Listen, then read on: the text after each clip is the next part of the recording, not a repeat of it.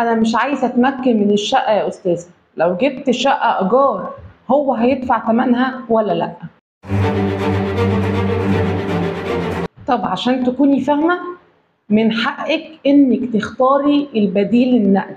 يعني ايه؟ يعني من حقك تقعدي في شقه ايجار وتلزميه بدفع الايجار وترفعي دعوى اسمها بدل اجر مسكن. ساعتها احنا بنقول للمحكمه اللي احنا مش هنتمكن ولينا الاسباب الخاصه.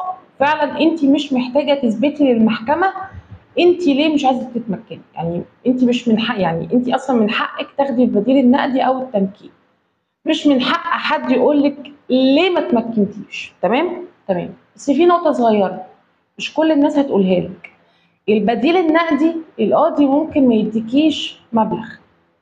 للأسف أعلى بدل أجر مسكن شفته في الطبقة المتوسطة اللي هي بتاعتنا كلنا كان 1200 جنيه.